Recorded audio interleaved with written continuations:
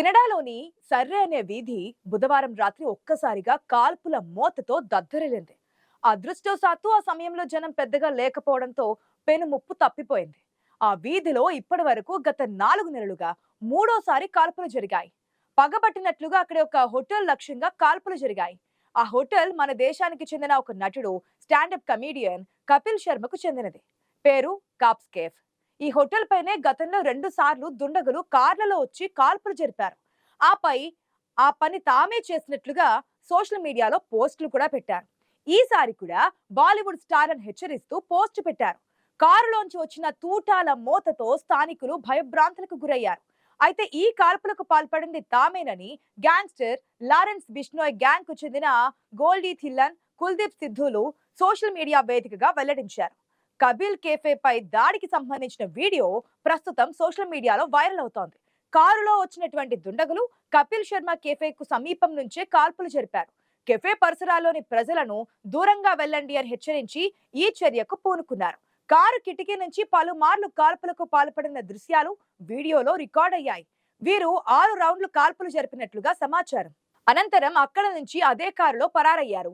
వారు పోస్ట్ చేసిన వీడియోలో, నేను కుల్దీప్ సింగ్, హోల్డీ థిలాన్ గతంలోనూ ఇప్పుడు జరిపిన కాల్పులకు బాధ్యత వహిస్తున్నాం. మాకిక్కడ ప్రజలతో ఎలాంటి శత్రుత్వం లేదు. అయితే మేము విరోధిగా భావిస్తున్న వ్యక్తికి మీరంతా దూరంగా ఉండాలి. అంతేకాదు, చట్టవిరుద్ధమైన పనులు చేస్తున్న వాళ్ళు, ప్రజలకు జీతాలు చెల్లించని వాళ్ళు మా దాడులకు సిద్ధంగా ఉండాలి. మతానికి వ్యతిరేకంగా మాట్లాడుతున్న బాలీవుడ్ స్టార్లు కూడా అప్రమత్తంగా ఉండండి. మా బుల్లెట్లు ఎక్కడి నుంచి దూసుకొస్తాయో చెప్పలేం అంటూ హెచ్చరించారు. ఆగస్టు 8వ తేదీన కూడా కపిల్ శర్మ కెఫేపై తూటాలు దింపింది లారెన్స్ బిష్నోయ్ గ్యాంగ్. కాల్పుల తర్వాత ఎక్స్ లో తమ ఉద్దేశం ఏంటో వెల్లడించారు దుండగులు. జై శ్రీరామ్, అందరికీ రామ్ రామ్. సర్రేలోని కపిల్ శర్మ కెఫేపై ఈ రోజు జరిగిన కాల్పుల దాడి మా పని. లారెన్స్ బిష్నోయ్ గ్యాంగ్ కు అనుబంధంగా పనిచేసే గోల్డీ థిలాన్ గ్యాంగ్ ఈ ఘటనకు పాల్పడింది. మేము కపిల్ కు ఫోన్ చేశాం, కానీ అతడు ఫోన్ ఎత్తలేదు. అందుకే చర్యగా అతని కెఫేపై కాల్పులు జరిపాం. ఇప్పటికీ కూడా మా ఫోన్ ఎత్తకుంటే ఈసారి ముంబైలో కూడా విధ్వంసం సృష్టిస్తాం అని తమ పోస్ట్ లో తెలిపారు. ఈ ఏడాది జూలై నెలలో కెనడాలో కాప్స్ కేఫ్ ను కపిల్ శర్మ ప్రారంభించారు. కెఫేను తెరిచిన కొన్ని రోజులకే సిబ్బంది లోపల ఉండగానే ఉదయం 1 గంట 50 నిమిషాల సమయంలో పలుమార్లు కాల్పులు జరిగాయి. దాంతో కెఫే కిటికీలపై 10 బుల్లెట్ రంధ్రాలు ఏర్పడ్డాయి. అయితే అన్ని సందర్భాల్లోనూ అదృష్టవశాత్తు ఎవరికీ ఎలాంటి హాని జరగలేదు. మన దేశంలో ది కపిల్ శర్మ షోతో బాగా పాపులర్ అయిన కపిల్ శర్మ పలు జాతీయ మీడియా ఛానళ్లలో వినోద కార్యక్రమాలను నిర్వహిస్తూ ఉంటారు. ఈ మధ్య తమ బాలీవుడ్ లోను ప్రవేశం చేశారు. క్రూ, ఫిరంగి, ట్యూబ్లైట్, కిస్ కిస్ కో ప్యార్ కరుణ్ వంటి బాలీవుడ్ చిత్రాల్లో ఈ కామెడీ కింగ్ నటించారు. కానీ అవి పెద్దగా సక్సెస్ కాలేదని చెప్పాలి. అయితే తాను కొందరు అగ్ర హీరోలతో అంటకాగుతుంటారనే పేరుంది. ఇప్పుడు కెనడాలో దాడి చేసిన లారెన్స్ బిష్నోయ్ గ్యాంగ్ చాలా కాలంగా సల్మాన్ ఖాన్ వెంటబడుతోంది. సల్మాన్ ఖాన్ గత 26 సంవత్సరాలుగా కృష్ణ జింకల వేట కేసులో విచారణ ఎదుర్కొంటున్నాడు. ఇప్పటికే 2 సార్లు 5 సంవత్సరాల జైలు శిక్షలు విధించగా సుప్రీంకోర్టులో తాజాగా విచారణ జరుగుతోంది.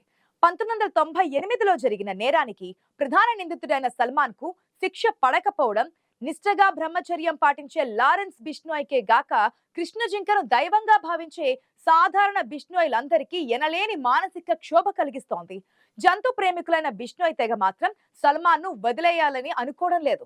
తమ తెగకు ప్రతినిధిగా ప్రస్తుతం గుజరాత్ సబర్మతి సెంట్రల్ జైల్లో నిర్బంధంలో ఉన్న అంతర్జాతీయ గ్యాంగ్స్టర్ లారెన్స్ బిష్నోయ్ కి సల్మాన్ మరణాన్ని అప్పచెప్పారు. కోర్టులో తమకు న్యాయం చేయలేవని, తామే సల్మాన్ కు శిక్ష విధించి తీరుతామని ప్రతిజ్ఞ చేశారు. సో వారి ఆజ్ఞను శిరోధార్యంగా స్వీకరించిన లారెన్స్ బిష్నోయ్ సల్మాన్ ను వెంటపడి తరుముతున్నాడు. లారెన్స్ ప్రస్తుతం బయట లేడు, కానీ తన నేర సామ్రాజ్యం ప్రపంచమంతా విస్తరించి ఉంది. కృష్ణ జింకలను వేటాడినందుకు సల్మాన్ ఖాన్ ను చంపేస్తామని ఇప్పటికే పలుమార్లు లారెన్స్ బిష్నోయ్ బెదిరించడం జరిగింది. 3 వయసు దాటిన గ్యాంగ్స్టర్ లారెన్స్ బిష్నోయ్ న్యాయవాద చదువులు చదివిన నేరస్తుడు.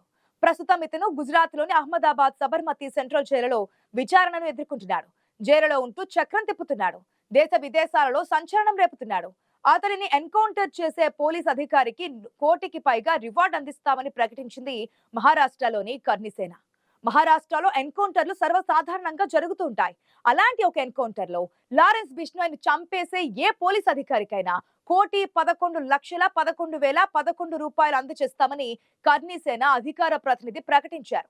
లారెన్స్ పాపులారిటీ చూసిన ఒక పార్టీ మొన్న జరిగిన అసెంబ్లీ ఎన్నికలలో ఎమ్మెల్యేగా పోటీ చేసేందుకు టికెట్ కూడా ఆఫర్ చేసింది. మహారాష్ట్ర ఎన్సీపీ నేత మాజీ మంత్రి బాబా సిద్దికి మర్డర్ కేసులో గ్యాంగ్స్టర్ లారెన్స్ బిష్నోయ్ పేరు మరోసారి లైమ్ లైట్ లోకి వచ్చింది. ఈ హత్యకు తామే కారణమని బాలీవుడ్ నటుడు సల్మాన్ ఖాన్ కు సిద్దికి దగ్గర మిత్రులు అవడం వల్లే చంపేశామని బాహాటంగా ప్రకటించాడు లారెన్స్ బిష్నోయ్. త్వరలో సల్మాన్ కు అదే గతి పడుతుందని తెలిపాడు. దీంతో బాలీవుడ్ కండల వీరుడు సల్మాన్ ఖాన్ కు అదనపు భద్రతా ఏర్పాట్లు చేసింది మహారాష్ట్ర సర్కార్. ముంబై నగరం బాంద్రాలో నివసించే డీలక్స్ అపార్ట్మెంట్ వద్ద భద్రతా ఏర్పాట్లు కట్టుదిట్టం చేశారు. విజిటర్లు ఎవరిని ఆయన నివాసం వైపు అనుమతించడం లేదు. లారెన్స్ జైలులో ఉన్నాడన్న మాటే కానీ తన కింద అతిపెద్ద నేర సామ్రాజ్యం పనిచేస్తోంది. తన వద్ద 700 మంది షార్ప్ షూటర్లు ఉన్నారు. పేరు చూస్తే ఆంగ్లో ఇండియన్లా అనిపించిన ఈ గ్యాంగ్స్టర్ లారెన్స్ బిష్నోయ్ వెనుక చాలా కథే ఉంది. ముంబైలో ఒకప్పుడు దావూద్ ఇబ్రహీం సంపాదించుకున్న ఇమేజ్ కన్నా ఎన్నో రెట్లు ఇప్పుడు లారెన్స్ బిష్నోయ్ సొంతం చేసుకున్నాడు. లారెన్స్ బిష్నోయ్ ఈ కుటుంబానికి పంజాబ్ లోని ఫాజిల్కా జిల్లా అబోహరా తాలూకా దూతారావాలి గ్రామంలో 100 ఎకరాల వ్యవసాయ భూమి ఉంది. ఇది రాజస్థాన్ ఎడారి ప్రాంతాన్ని ఆనుకుని హర్యానాకు పాకిస్తాన్ సరిహద్దుకు సమీపాన ఉంటుంది. ఒక విధంగా బాగా ఎదిగిన కుటుంబంలోనే లారెన్స్ జన్మించాడు. లారెన్స్ చాలా బాగా తెల్లగా ఉండేవాడు.